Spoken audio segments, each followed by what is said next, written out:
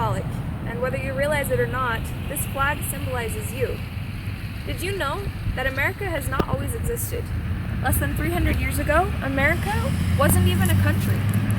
Yes, there were people living here, there were Native Americans who inhabited the land, but there was no organized national government to unify the nation. In the mid-1700s, the early colonists, or primarily European people who were living in what would become America, were becoming settled. They were building homes and farming crops. They wanted to establish their own government. They wanted to be a free people. But King George III of Great Britain, who was ruling over them at the time, had different ideas. He wanted power, so he taxed the people. If you're wondering what a tax is, it's basically money that the government requires you to give them based on what you buy or what you own. In this case, King George III taxed the colonists on many unnecessary goods like tea.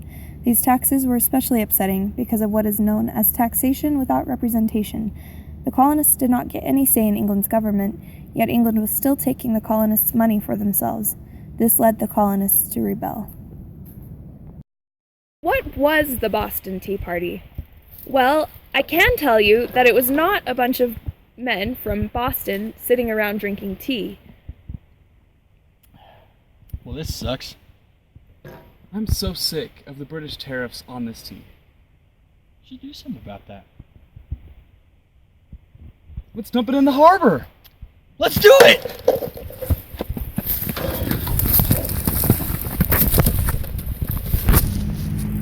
The Boston Tea Party was a protest carried out by the Sons of Liberty on December 16, 1773. The Sons of Liberty were an organization of men formed specifically to oppose unfair taxation. They opposed the king, taxation without representation, and they stood for freedom. The protest was carried out by the Sons of Liberty with the assistance of others. The demonstrators, dressed as Native Americans,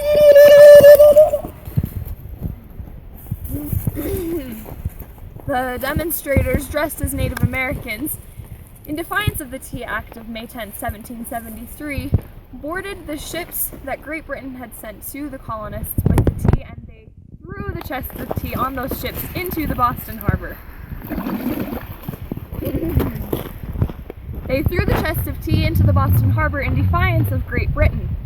Great Britain responded harshly, and this escalated into the American Revolution. We don't know exactly why they dressed up as Native Americans, but one thing that seems clear is they weren't actually fooling anyone into thinking that it was actual Native Americans who were dumping this tea. They knew it was a disguise.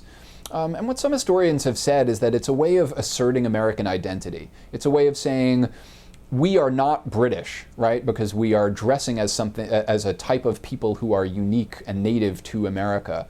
And yet, because everyone knew it was a disguise, they're also saying, we are not necessarily actually inhabitants of the frontier. We are something new. We are something that's a hybrid of the two. We are Americans with a kind of frontier spirit who still think of ourselves as good British subjects in a way, but who are struggling towards a new identity, one that's uniquely American, and who are going to protest unpopular British laws in that way. And so I think that the Native American disguises are in some ways symbolic. Do you remember in the beginning how I pointed out how symbolic our flag is? It stands for our freedom. It stands for those who have fought so courageously for our country. The early colonists chose to fight for our liberties so that we could be free today. Because of the Boston Tea Party and the early colonists who opposed unfair taxation, the Revolutionary War came about. And because of the Revolutionary War, we now live in a free country where our voices are heard.